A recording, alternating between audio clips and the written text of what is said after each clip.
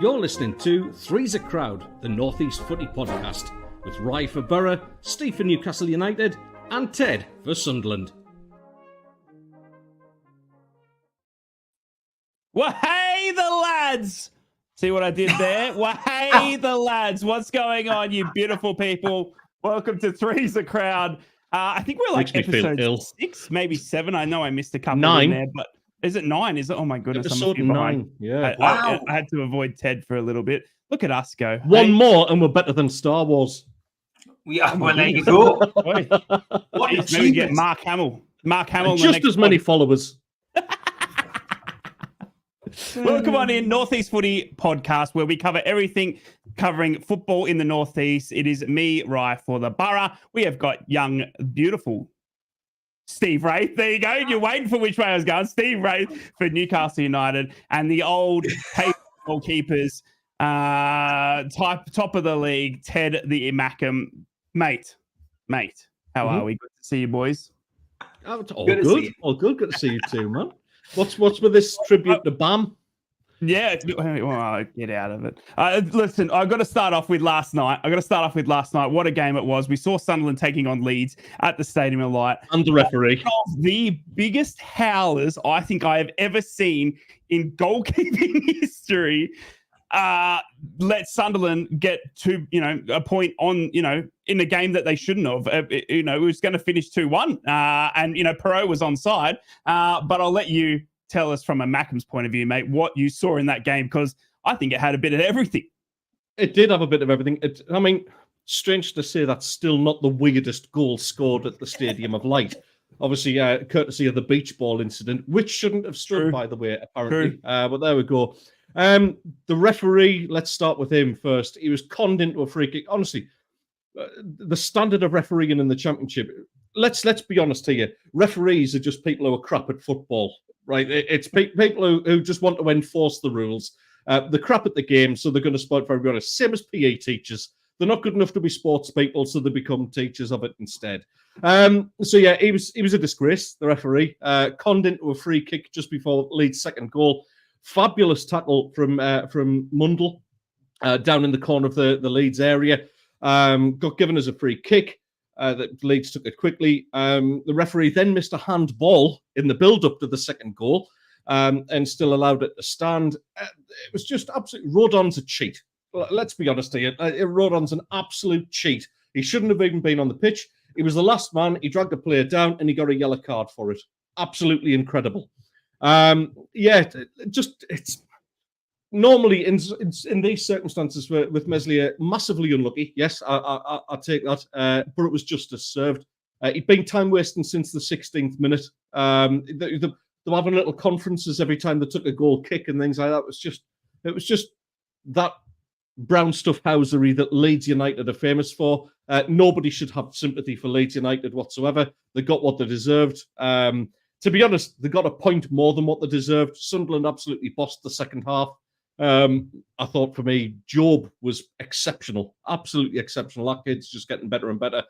His shooting boots weren't quite with it this week, but yeah, he was fantastic. Right across the team, there were some really, really good performances, to be honest with you. I said, as I was leaving work yesterday, I fancied a draw. We hadn't drawn a game yet. But look, we're going into the what? And the Desmond. Bring it on. Yes, bring on the Desmond, absolutely. Look, let's be honest, we'd have lost that game last season. We absolutely would have lost that game last season. Instead, we're going into an international break, played 5. This is the home form. Played 5, won 4, drawn 1, and only 2 goals conceded.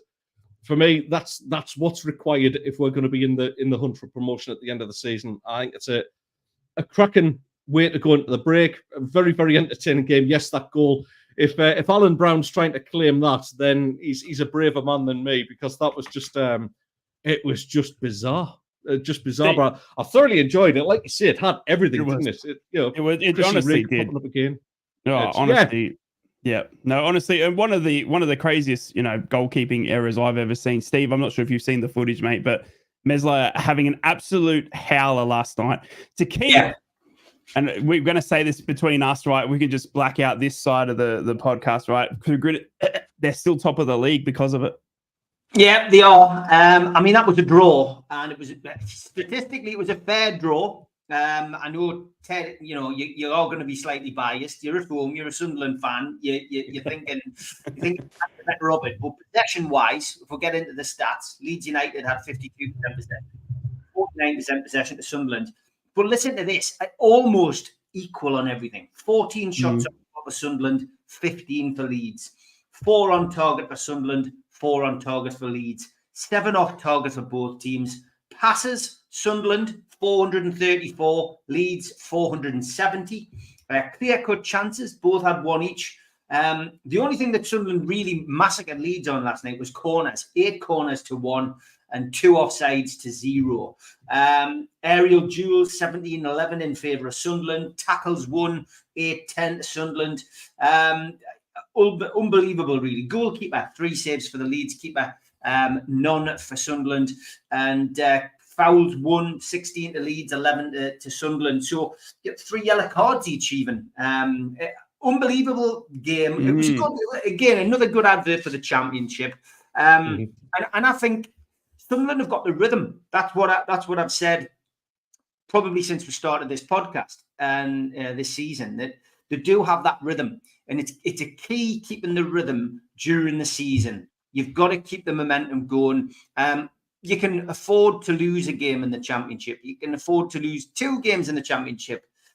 But, it's getting into that rhythm. And Sunderland seem to have found it. And I don't think they haven't lost 2 games back-to-back yet, which is important. If you can bounce back, that soccer AM word that became part of the dictionary, bounce back ability, that's the most important thing in the Championship.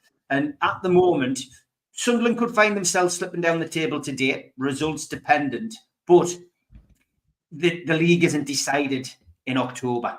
And Sunderland are finding a way. And that should be. And that's the key. That's the key. And Middlesbrough, again, have got that. They found a way to bounce back from the Derby defeat.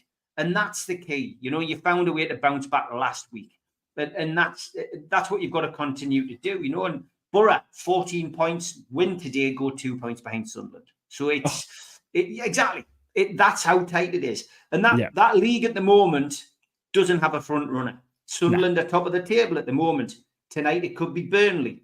And that's the difference. That's the difference. It could be one of those seasons where we'll have interchangeable leaders throughout the whole season rather than having a runaway favourite. But we've seen seasons start like this, and then when we get to Christmas, when we know Christmas is such an important period, especially in the Championship, a team can hit the ground running and run away with it. But entertaining game, controversial goal. I mean, you just couldn't believe it. I've been reading some of the stuff on X today from, reporters, saying in all my years in football, I can't remember covering anything as bizarre.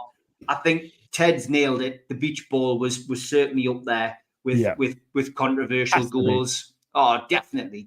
And that one will always stick in your mind. I guess for bizarre incidents, though, you look at certain things that have happened at St James's as a Newcastle fan, things that have took your breath away. Probably 2 fighters punching the living daylights out of each other on the pitch.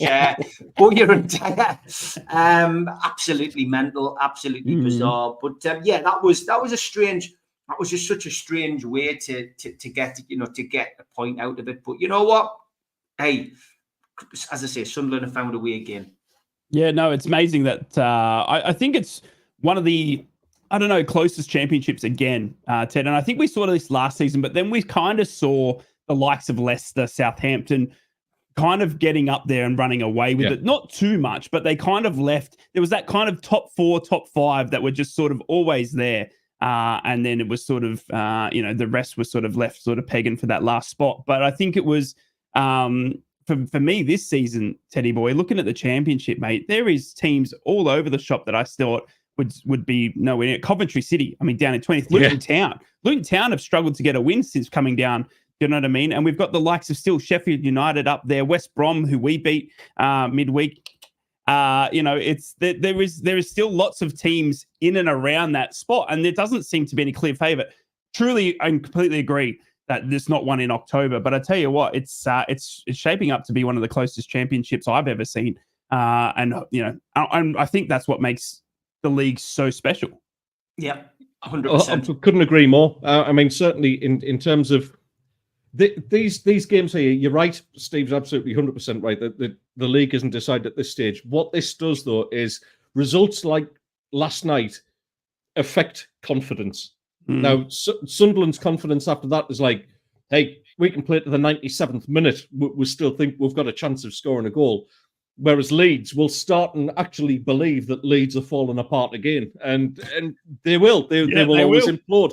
It's in their nature. If they can't win, they'll try and cheat, and then they'll just fall apart at the end. It's like buying something from Joom. Other cheap and nasty websites are available. It will fall apart very, very quickly.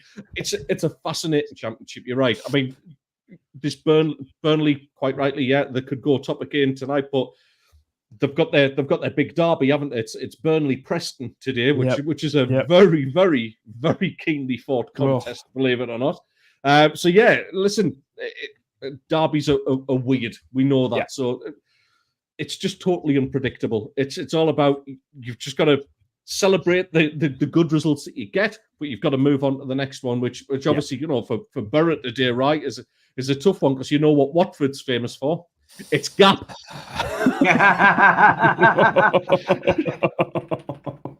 Well, we are going to cover very soon, obviously, Middlesbrough taking on Watford today, and then we've got Newcastle v Everton before another international break, lads. Can't believe it. We're already here again. We're at international break time again, second time massively this season. Hurts our content. It does. It does. It hurts everything. It hurts confidence. Middlesbrough seem to be getting on a roll. But obviously, it's something that we've got to sort of, abide to now, don't we? It's just such a thing. So, and speaking of Preston in that sort of chat there, Teddy boy, as well, I wanted to quickly chat to you guys about the Preston North End star that was handed an 8-game ban for biting a Blackburn player. Lads, I don't know if you know about this, but Milutun Osamic, oh my God, I absolutely nailed that. Thank you to all my people at home that are playing along with how does Rye pronounce it. He bit Blackburn's Owen Beck last week in the Preston v Blackburn, which is a local derby again as well. He was handed an 8-match suspension and a £15,000 fine. Lads, have you ever come across another player biting another player in your time of watching football? I don't think I've ever seen in my time a bite. I mean, everyone was saying Luis Suarez, your teeth were offside, but I don't think he ever used them. I did. No, he's bitten around 3 players. I know he definitely has had a couple of cheeky noms, hasn't he? Yeah, absolutely. I think there was one in the World Cup. That's right, there was 2, wasn't it? Yeah, I'm convinced there was one in the Premier League as well, Steve, wasn't there? I think so. Yeah. Did he get 8 games?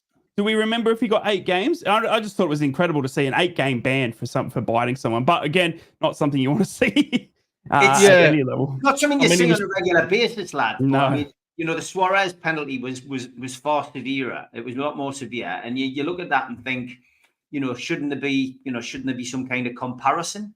But I mean, I've never, you just don't expect to see anything like that in football. Absolutely bizarre. Absolutely. It was incredible. All right, let's talk about results. He must be chewed to bits losing 8 games, though. Let's talk about results. Coming off last week's pod, we had Newcastle firstly playing Man City directly after the pod ended, actually, Steve. You were off to what ended up being a pretty cracking game and an incredible couple of goalkeeping efforts that I was watching. It was a great game to watch, great showcase again. Man City versus Newcastle ending in a 1-1 draw, mate. But you were there, mate. How did you see it? Yeah, it was a good game. From my perspective, bouncing back is what I mentioned about Sunderland, and we bounced back last week against Manchester City, and what a team to do it against. I think, the fact that they were missing Rodri with that, season-long injury, and not having the man who turned the game at St James's the previous season available, De Bruyne. certainly give Newcastle a bit of confidence. Our injury list is a lot better than it was last season. Although we did start the game without Isak, and of course Callum Wilson was still unavailable for selection. So we had to go with something a little bit different. We had to go with Anthony Gordon playing through the middle. And I've got to be honest, it worked. The credit really has to go to the back four and the goalkeeper. Nick Pope, when called upon, did what Nick Pope does well. Great shot stopper. I think we all know that his kicking isn't great, but he's a great shot stopper. But it was the defensive performance, and we defended from the front. Anthony Gordon defended from the front, and you've got to give special credit to Fabian Schär and Dan Burn for keeping 10-goal Haaland quiet. And that really was the catalyst for the success. I think the team buzzed off that. They could see that we were doing our bit at the back, and we had to try and push forward and get something out of the game. They scored, and that could have been all the good work could have collapsed. Sometimes your mentality is fragile, and a team's confidence can suddenly collapse, and you find yourself 2 or 3 goals down against a team like Man City, no matter who you are. But Newcastle kept about their business, kept doing the same, and they got their rewards. And it was a well-struck penalty by Gordon. I didn't think there was any issue at all with that. Some people saying it wasn't a penalty. Alan Shearer, of course, came out and said it wasn't a penalty. But I think Newcastle probably could have had, if I'm being generous, 3, certainly should have had 2 penalties in that game. And, I counted ourselves unlucky. I felt we could have won the game, should have won the game, but we'll take a point. And I think Man City would admit that as well. They came off the pitch, and listening to the interviews that they did with the press, they said, we're happy with a point. You don't often hear Man City say that. Pep Guardiola as well was very polite about our manager, Eddie Howe. Certainly seemed as if he was having a little bit of a dig at Arteta, which is fair play to him. That's his big rival for the league. But it was great. And I mean, since then, Newcastle have progressed into the next round of the last 16 of the Carabao Cup with a 1-0 win against Wimbledon, which was always going to be a polar opposite performance with the changes that were made. But the way I've described that on NUFC Matters this week is that it was a professional performance.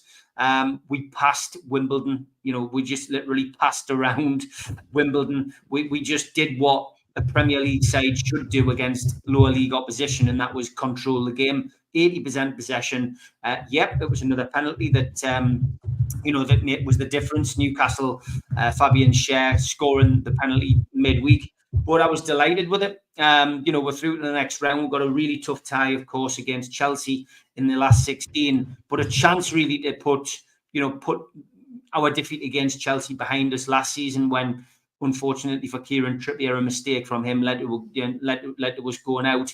And I'd love to see us beat Chelsea, beat a team that's in and around that top 6 area, and get into the business end of that cup competition and be able to maybe get back to Wembley this year. But been a busy week, a good week, lads, and one which I've enjoyed.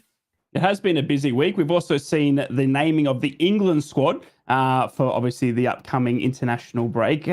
Big news, I guess, for you, Steve, in there is Newcastle United. Nick Pope getting the nod from Lee Carsley now. Obviously, Southgate gone, Lee Carsley now in, which is still to my absolutely shock. I honestly thought Graham Potter was a shoe-in, lads, but it looks like he's not going anywhere near it. Anthony Gordon selected, but no Kieran Trippier. Obviously, he's fallen out of love at Newcastle as well now as the England team. He retired. He has retired. He's retired. He's okay. There you go. So no Kieran Trippier now anymore. The missus doesn't want him away, does she? Anthony Gordon, I don't care about England, up the Aussies. Anthony Gordon gets selected up the front. Dominic Solanke gets called up from Tottenham after his record move to Tottenham as well, lads, which is, no surprise to anyone. I guess the big one maybe is Harry Maguire, who at Manchester United. Any Man United fans in the chat? What's going on there? Apart from that, it's all pretty much straightforward for Lee Carsley, lads, as we move into this. Just a quick glance over the England squad. Is there any surprises from you there, Teddy boy?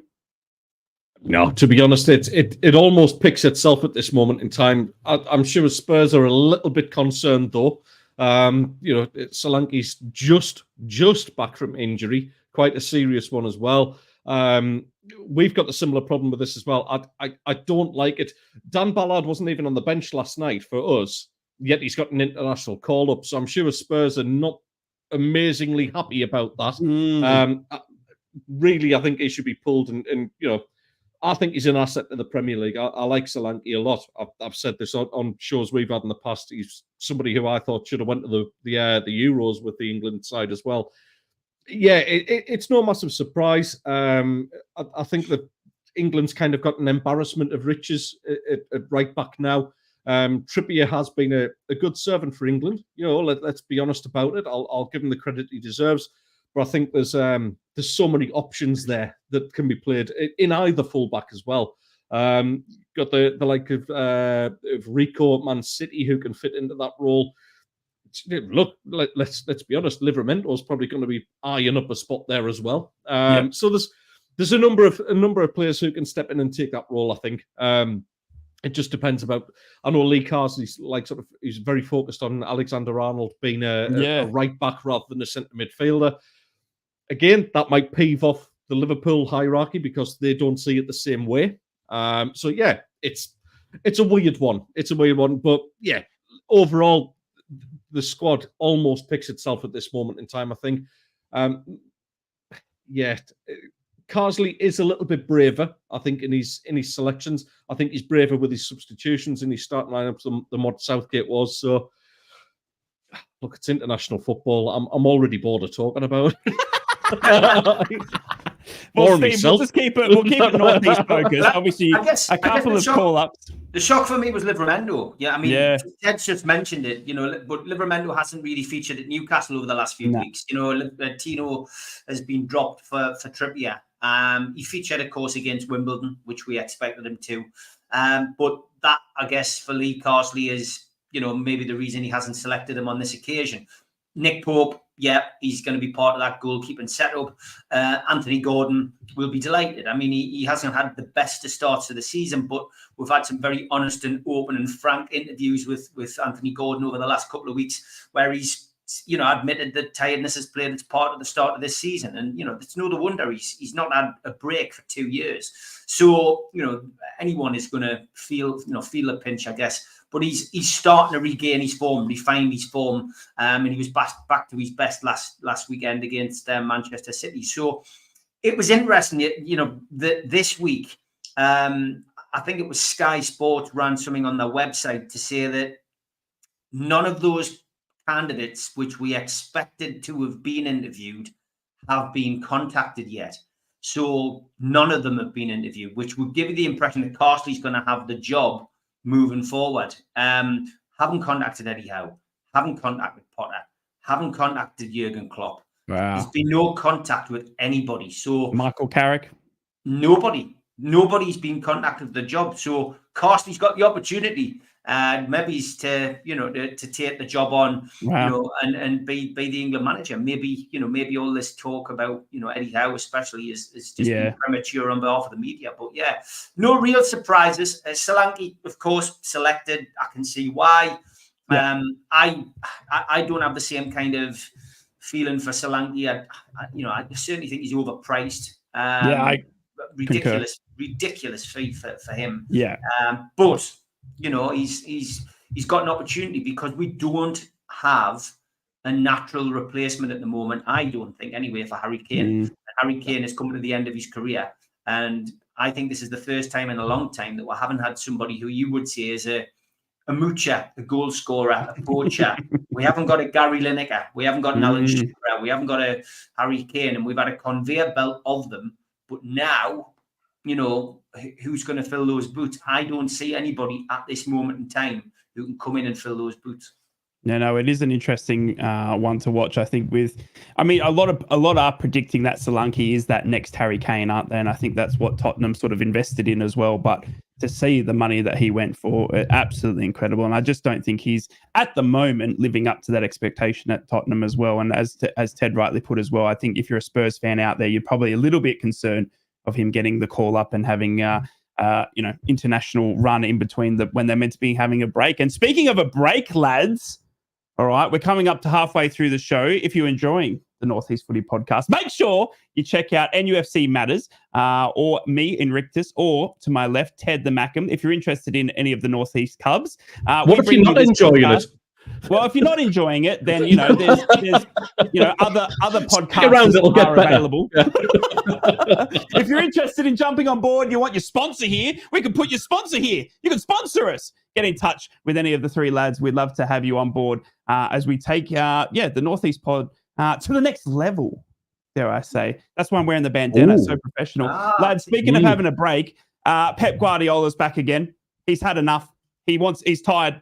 Rodri's tired. It's something at Man City, lads, in the water, in the wheat bix, in whatever it is, that they're tired. Okay, can we give Man City a break first and foremost? All right, let's give Man City a break. All right, I've had enough of everyone just not giving Man City a break. Pep Guardiola wants Man City's first games of next season to be postponed because of that club, the Club World Cup, which is happening this season. Oh, sorry, this off season.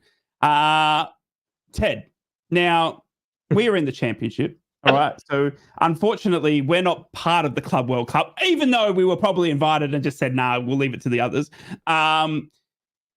Do you think Man City are in line for having a break after being invited and participating in this Club World Cup? Can you see where Pep's coming from? I mean, we've had Rodri literally a couple of weeks ago saying, I've had enough. Bang, does his ACL. Pep Guardiola's just come out and said, now I need next season to be postponed for Man City. Bang, he might trip over and do his ACL. I mean, what's going on with Man City and them needing a rest? Do you see where it's coming from? Because it's every avenue now. Look, we spoke about this last week. This whole thing about being tired, it's boo-hoo. I mean, the peak of their physical health, they should be able to play 3 times a week. We've got a young squad, a relatively inexperienced squad who've managed to do that. We've had pretty much an unchanged lineup for the last 3 matches. We've had 3 games inside a week, and the Championship, let me tell you, is a lot more physical than what the Premier League is. Not wrong. You get clattered about in that. Now, for me, it's another ridiculous statement. But there's 2 ridiculous statements here. One is the fact that the players are tired, because that for me is it's not an excuse. I'm sorry, but the size of the squads they've got, they should be able to rotate. Yeah, it's a ridiculous notion. The other just stupid side of this is this Club World Cup. It's literally, I mean, FIFA are pushing the clubs to field their strongest teams and all that sort of thing, because it's a big deal. Yeah, it's a big deal because let's be honest, FIFA. It's literally their monopoly board has Sepp Blatter where Park Lane should be. You know what I mean? It's like just hand the money over there, It's just another money-making scheme. It's the same as the new format of the Champions League, which I don't like. I'm a traditionalist. I'm in my mid-40s. I don't like change, right? Okay? Mid-40s. I don't like it. Now, I'm watching games during the week. Like, I watch Monday Night Football, for instance. And I see an advert for European football for the coming week. And it's like, it's literally, it's Monday all the way through to Friday. And I'm going, I'm not comfortable with this. I like the Champions League on a Tuesday or a Wednesday, the UEFA Cup, which I never watch, on the Thursday. Apparently Middlesbrough win it once. And that's it. It's just getting ridiculous. It's going to come to a point where football seasons don't finish. It's going to be like WWE. It just goes on continually, and that's it. There's got to be some sort of line drawn, because it's diluting special competitions. It's affected the FA Cup in the way that doesn't get the respect that the oldest club competition in the world deserves. They've made the Champions League an absolute joke. Finishing 4th in a league you're not a champion. You're not even second place. Nobody remembers who came second place, let alone 4th. It's ridiculous to have somebody like that in the Champions League. I feel quite strongly about it, as you might already guess. Just a tad, yeah. Yeah, it's just stupidity all around. FIFA and UEFA just need to look. Fresh ownership and fresh management is needed there, because they're just diluting the game. I think, Steve, obviously carrying on from what Ted said, mate, we want get your thoughts on Pep needing a break. Obviously, he's crying out. All these players are crying out. There was a comment there we just saw. We all need to remember players are human like us and they will burn out. We mentioned this and we spoke about this just recently when Rodri came out and said that he wants a break. He needs to sort of, step back from football. Then he does his ACL, funny enough. But carrying on from Ted's point, the money in football at the moment is incredible. From a media point of view, isn't it? Every TV station wants to broadcast it because they know people will watch. Every podcast wants to talk about it because people will listen. Football is a brand, isn't it? And the Premier League, the English system is one of the, if not the most popular in the world. So why not market it? But is it too much? It's becoming a nightmare. I tell you what will become a nightmare is the more American owners we get in this country. And before people start saying, "We can't say that," you've got to be fair, etc. We will end up Americanized, and we're already hearing, suggestions, thoughts of other things that people want to do. We'll end up playing the game in quarters, not halves. We'll end up with ad breaks, and water breaks, which will be sponsored. And this is the way that gradually we're seeing to be pushed. And again, that's down to money, and it's down to the finances that come with big time advertising. We're already hearing about competitions where they're saying, well, you play a league game abroad. We've already had the failed Super League attempt. I've seen something this week where they've been talking about those who are playing in this club competition in 2025. Somebody's asking for them to have the transfer window opened earlier for them so they can compete for players prior to everybody else. Come on, man. It's supposed to be a level playing field. And for me, it's all wrong.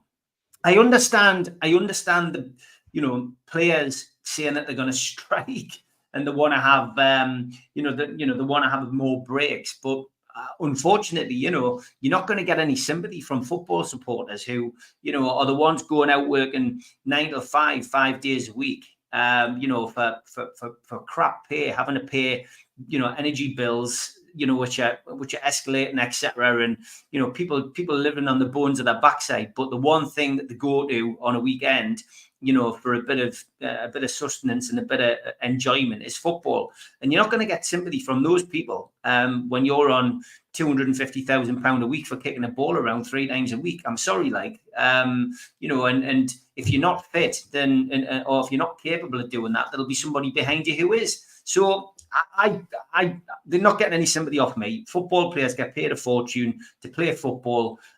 Tell you what, if you paid me half your wages, I'd go and do it myself as well. And it's no way should they be having breaks.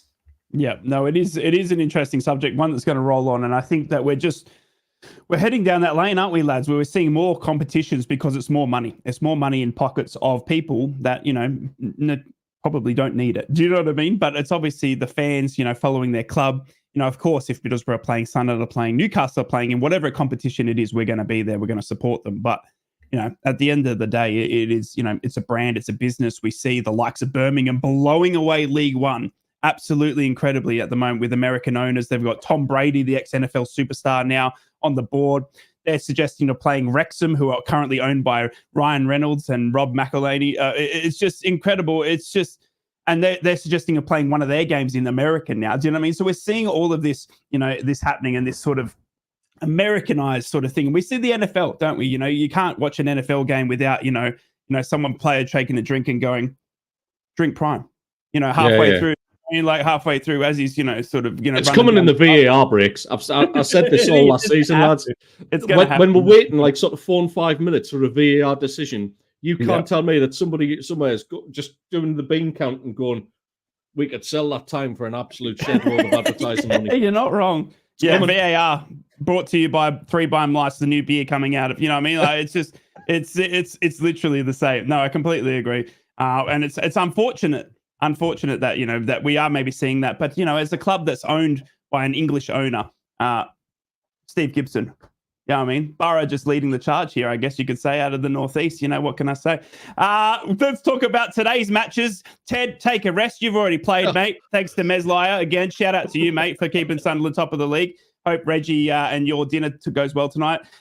Stevie boy, you have got a young, certain team that keeps bouncing up and down, up. And he's going to get a lot of this today, mate. 17:30 kickoff. 5:30 kickoff, mate. And it's, look, is Isak fit? How's Newcastle lining up today? No, he's not. He's been withdrawn from the Swedish squad as well, as has Martin Dubravka from his respective international Slovakian squad. So, no Isak. We've been told by Eddie Howe yesterday that he will be ready to return after this international break, which is good news for us. Callum Wilson, Sven Botman, Jamal Lascelles, Lewis Miley are also out. But the good news yesterday was that Nick Pope, Fabian Shaw and Kieran Trippier are all going to be in the squad. All were available. Joe Linton is one booking away from a one-match ban. He's had 4 yellow cards already this season, our midfield enforcer. And other than that, didn't really get a great deal from Eddie about the Everton game because the press corps were too interested in asking Eddie his opinions about potentially having a new stadium and leaving St James's Park. Everton got a few injury worries and concerns of their own. Chimiti is out, Broja, Coleman and Patterson. And there was news that emanated from their press conference yesterday that Jared Branthwaite is a doubt after a training ground injury. Unconfirmed reports as well that Vitaly Malenko isn't expected to be involved. So Branthwaite, if you look at the stats, whenever Branthwaite doesn't play, Everton don't do very well. So that is a big plus for Newcastle going into this game. Of course, they started their season with 4 Premier League defeats, Everton, but they have picked up in recent weeks, got a 1-1 draw at Leicester, and they also beat Crystal Palace last weekend 2-1. And the consolation goal, incidentally, for Crystal Palace last weekend was scored by Mark Gahey, who could have been a Newcastle player in this particular fixture. Always like to look at the referees when I'm looking ahead to Newcastle's games. Craig Pawson is the man in the middle. He was supposed to be doing the Wimbledon away game, but was removed from the reversed fixture. But he did take charge of the first game of the season against Southampton and showed Fabian Shaw a red card. So he'll be on his best behaviour today around Craig Pawson, I'd imagine. VAR is Chris Kavanagh. And from my perspective, it's a dodgy fixture, this, for Newcastle, and has been in recent years. Last season, Newcastle, of course, in the midst of their injury crisis, got an absolute whooping there, losing by 3-0. But the previous season, won 4-1. Callum Wilson got 2 goals. Joe Linton and Murphy were also on the score sheet. Year before that, we lost 1-0. But then Wilson on the double again in 2021, when Newcastle won 2-0. And I'll just take you back to 2019-2020 as well, when we drew 2-2. That was a fascinating game. Newcastle were terrible, absolutely awful, 2-0 down. And in the dying embers of the game, they brought on Lejeune, the centre-half. Remember him, the centre-half? Yes, he came on and he got a double in the space of a couple of minutes to salvage an unexpected point in a 2-2 draw. But this is a game which will be all about two people. Anthony Gordon, of course, making a return to Goodison. And, Liverpool fan, of course, will be hoping to do well on his return to his former club. And Jordan Pickford, of course, who loves to play the pantomime villain. He does. He loves to play the pantomime villain in this game. Loves to be the darling of the Newcastle faithful, and it should be fun. Put it that way. But I think when you look at the way the results have gone over the course of the last few years, Newcastle win, Everton win, Newcastle win, Everton win, a draw. I think Newcastle can edge this today. I think it's been a good week for them. They've managed to put in a really good performance against Manchester City, which they'll take heart from. I would expect Eddie to go with an unchanged team today. And I would expect Newcastle to get off to a flyer and Everton heads to drop. I'm not saying it's going to be a one-sided game. I think Everton will bounce back. I think they're good for a goal today. But I am going to go for a Newcastle United win on the road, which would be much welcomed going into the going into the new, the new international break. So I'm going to go for a 2-1 win, chaps. Ooh, okay. I was going to go with Desmond today. I just think he just finds a way to get the best out of the Blues to Sean Dyche. And I just know how Pickford steps up for this game. But it's obviously away from home. Look, Newcastle should be taking 3 points here today. I think Everton, obviously, they're just flirting, constantly flirting. Not like you and I, Ted, but constantly flirting with relegation. And it's just at some point, the penny's got to drop. And I think, I don't know how they just keep getting away with it. But look, I'm going at Desmond today just because of the Pickford element. I just love seeing him come up against Newcastle. Let's get your prediction for Newcastle Everton, Teddy boy, and then we've got a certain troll of the week to get to. Absolutely.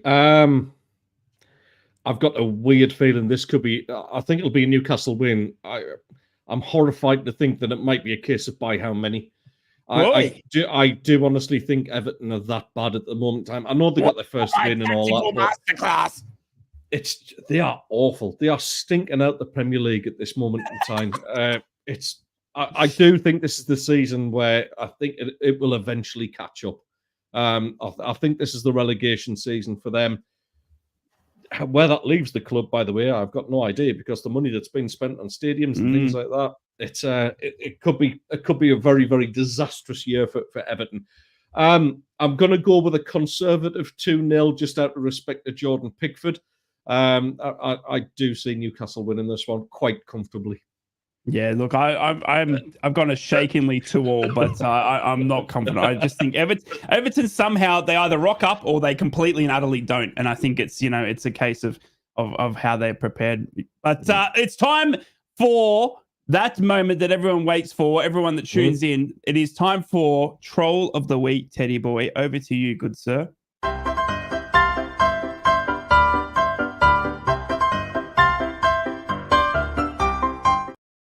And a special shout out to Jules, who's in the chat. She's one of my moderators on the channel. This is her favourite section that we used to put on the Amigos, and she loves the cat. So there we go. It's back, but on this show now, Jules. So you'll have to tune into this to get your fix of our furry friend. And I've got a few today. Some mainly football related. I did like this one from Leeds United. Largy Willie.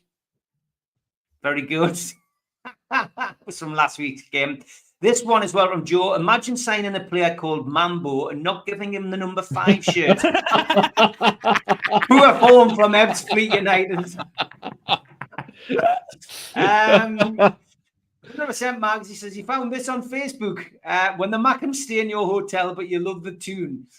Dining room, Sunderland Football Club, and someone's put a little figurine of Alan Shearer in the bottom there, which is very good. Manchester United, constantly on Twitter at the moment and Facebook. Apparently, Ten Hag's been spotted speeding past Old Trafford in an attempt to get 3 points for Manchester United. Good one from the football community. The winner this week, though, for me, was this one. My son's been eating electrical cords. What do I do? Ground him until he conducts himself properly. Oh. Shocking. Shocking, exactly. Very good. If you say any tweets of that description, which you would consider a bit of trolling, send them over to me on X at Steve Rate, or send them to Ted the Mackham, or send them to Invictus, and we will feature them on the show. Yeah.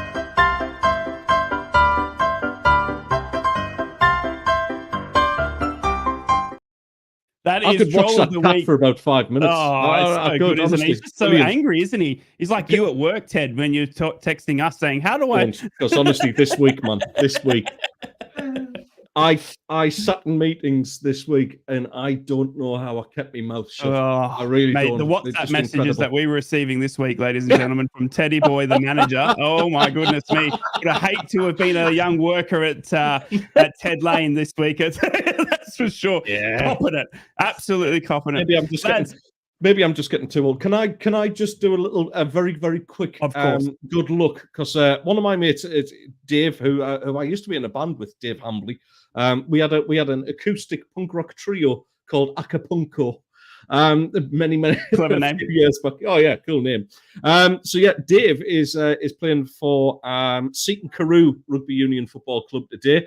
Part of this grassroots thing that Premier League Rugby is putting on is they are giving grassroots clubs a chance to play in Premier League stadiums. So Seaton Carew's game today is actually at Kingston Park, the Newcastle Falcons' home ground, which is a fantastic experience for them. I mean, it's going to be the pre-match game before the big match itself starts.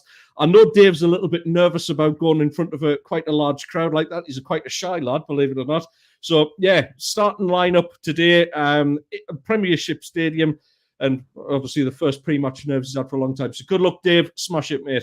Good luck, Dave. Mate. Good luck from everyone here at the North East Footy Podcast, mate.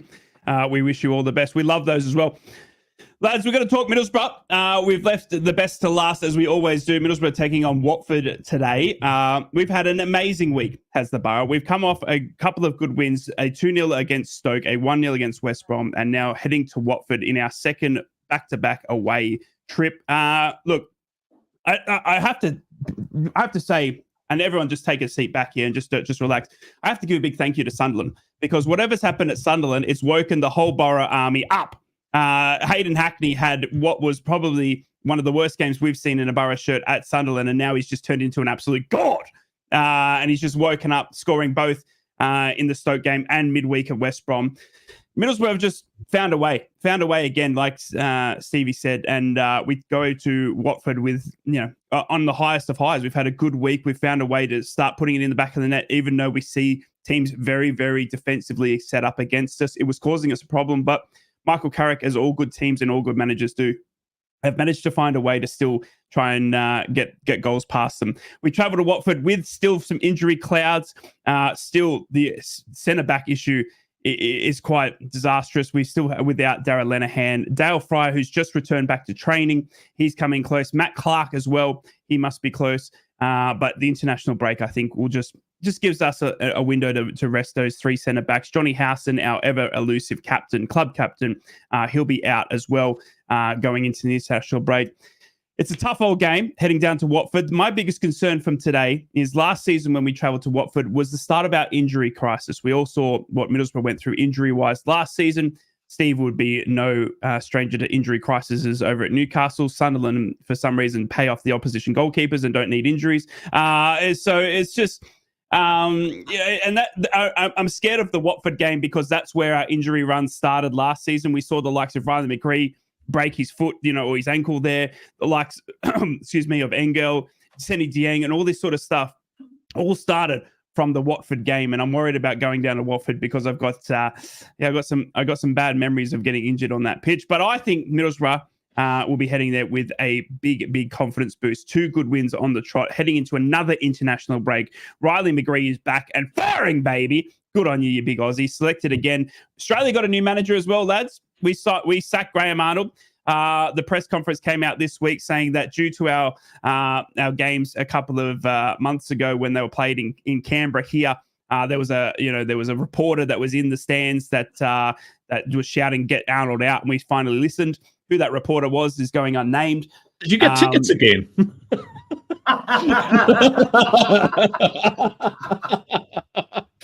So Australia have got I'll be able to pay for them again as well.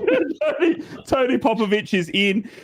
He is named Riley McGree, and obviously Sammy Silvera as well, getting named as well, even though he's on loan at Portsmouth.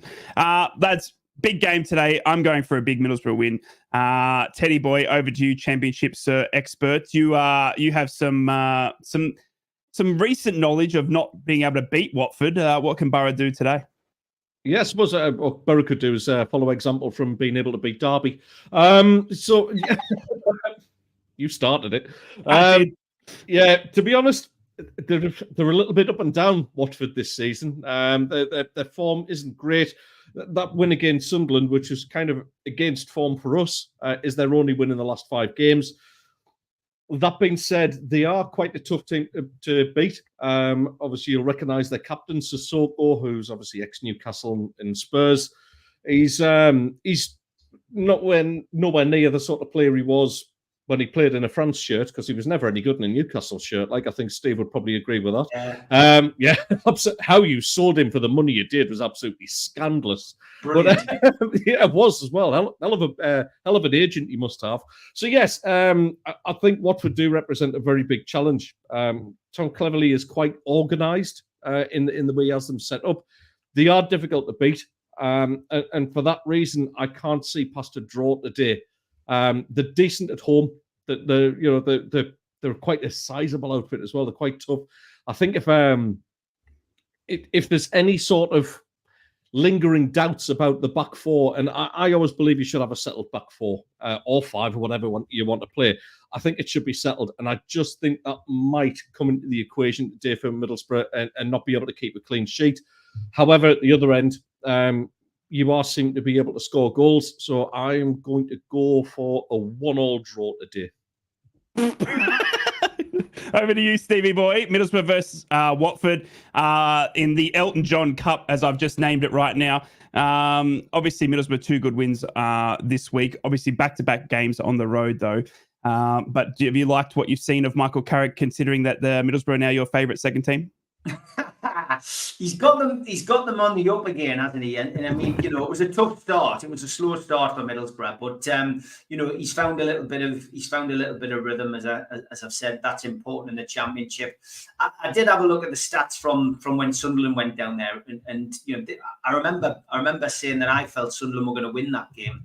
And statistically they should have, but unfortunately, Watford put the ball in the back of the net twice, and Sunderland could only manage it once in that game, and that's the story of the tape in that one. So, looking at recent league form, Watford's only win, of course, against Sunderland, Middlesbrough, and Watford are separated by 1 point at the moment. I expect that to be 4 points by the end of the day. I think Middlesbrough will get this win. I think Middlesbrough will win this game 2-1. And I think they'll continue their climb up the table, and I think it'll be a couple of points behind Sunderland going into this international break. But yeah, I see a Middlesbrough win. It won't be exciting. It won't be a barnstorming game. I just think a 2-1 win, a comfortable 2-1 win on the road for Middlesbrough.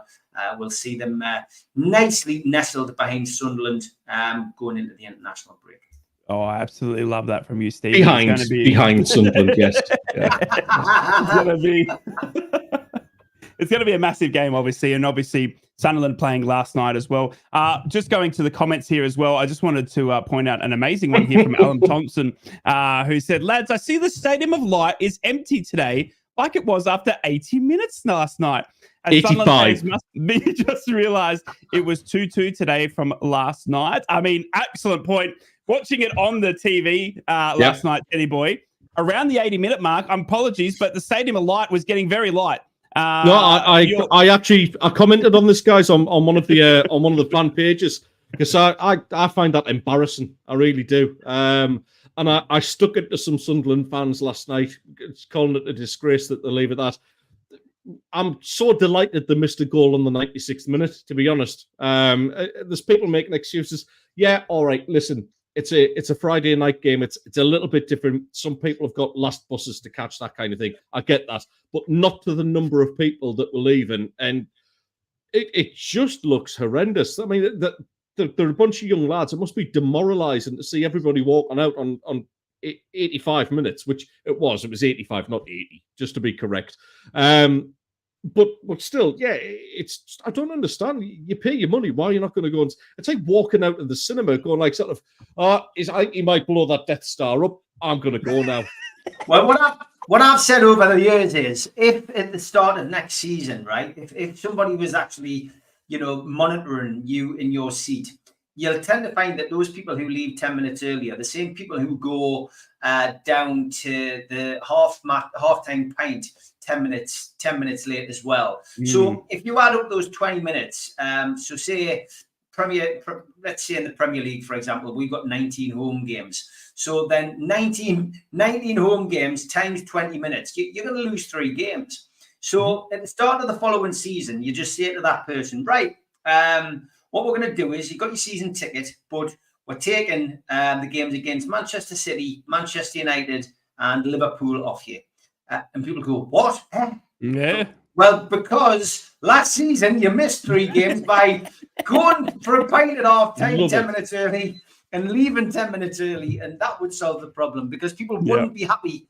But that's the amount of time they're losing. Those people as well who leave at the end of the game, right, who leave on 85 minutes, especially in the Premier League, the way things are with VAR and stuff, there's sometimes 10 minutes at a time. They're missing 15 minutes of the game. It happens, it's crazy. You'll never change it, though. You'll never change it. No, I mean, not. We've seen results this season, haven't we? 96th minute winners, equalizers. I've never fathomed it. I mean, even in the Carabao Cup disastrous game, Middlesbrough 5-0 on the night. It was a silly o'clock for me. Stoke, getting 5 up against Middlesbrough. I still sat there. I still did I was still watching my game. I could not fathom leaving 85th minute.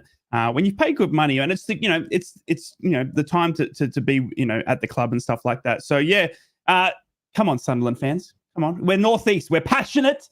All right, we've got the love of football in our blood, and it's not okay to walk out at any time before the game. And of course, Middlesbrough Newcastle wouldn't do it. Mackems, all right. I got called a dictator. Just the people. Yeah, it was definitely dictator. There's definitely a tater on the end. Yeah.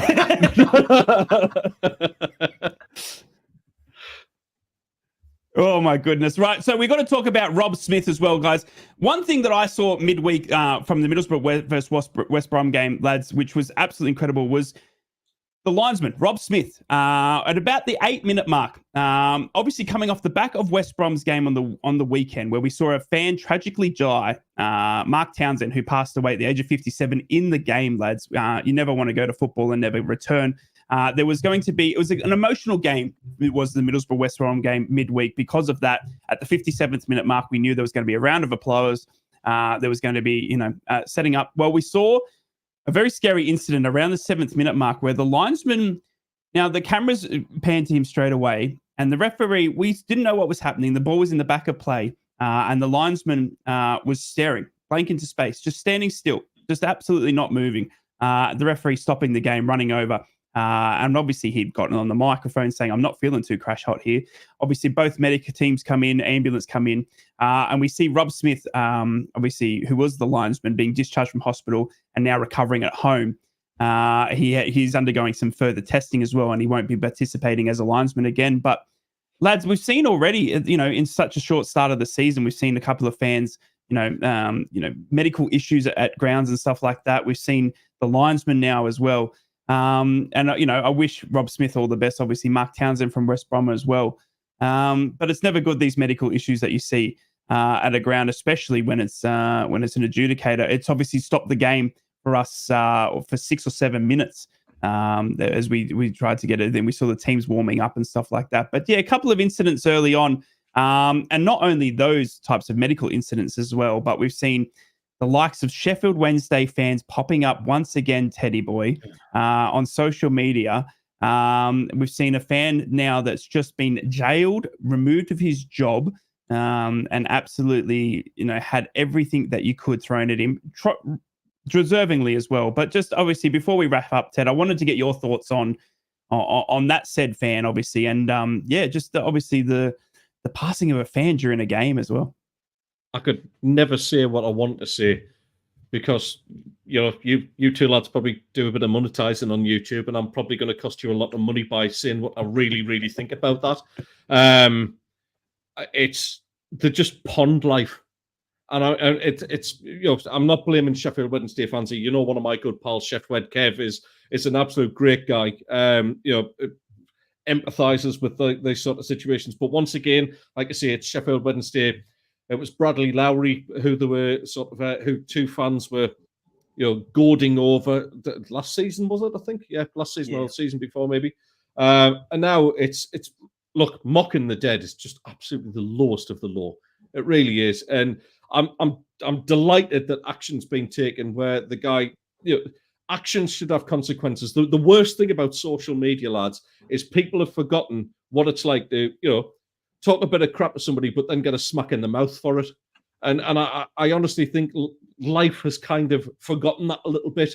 And all right, you can't physically smack them in the mouth, but what they can do is take actions where this guy has lost his job. He's getting time for it as well. Good luck being passed around a jail cell like a dog toy, mate, because honestly, you're not going to enjoy that much either. Those consequences, I think, are befitting.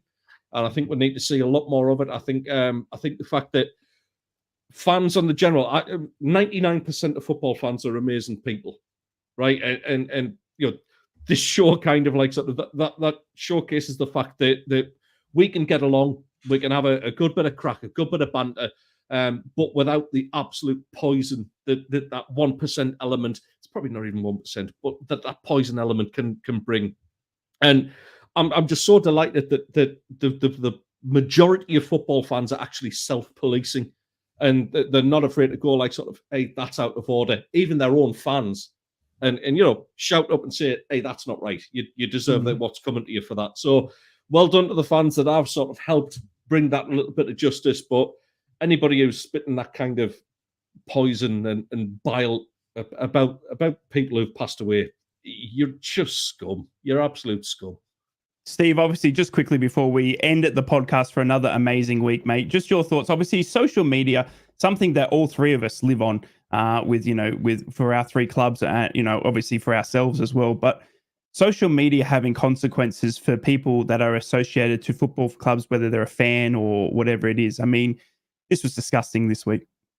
Yeah, no surprise. Seen it many times on the timelines, of Twitter, Facebook, you name it, X, whatever you want to call it now. It's just parcel of human life, and as Jules probably has covered it perfectly. People forget cameras are everywhere. They think social media is an invisibility cloak. It isn't. Actions have got consequences. And Gary saying as well, Jules well said, the social media companies need to take action, swift action. It will happen. And it is happening. But there's no call for it in football. But Ted's quite rightly pointed out, it's a 1%. It's a 1% of fan bases, and the majority of football fans are lovely people, and that's what this show was all about. That's why we agreed to continue doing this after we left the radio. That we thought it was too good. I'm doing it as part of me caring the community, Steve. Can I just say that thank you to everybody watching across all three platforms, by the way. We've got 240 watching, so big thank you. That's to class. everybody. Spread the word.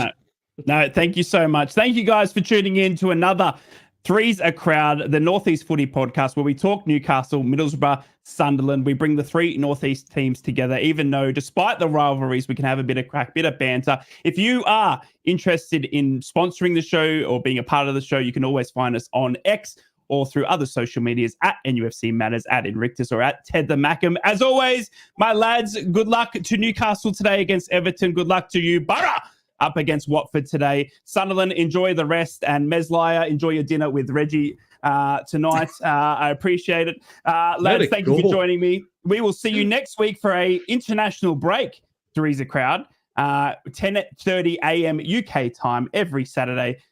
Three's a Crowd. Lads, it's been a pleasure as always. Good luck to you today, Steve. Teddy boy, enjoy the break, and up the Borough as always. Three's a Crowd podcast will return. That's not a threat, it's a promise.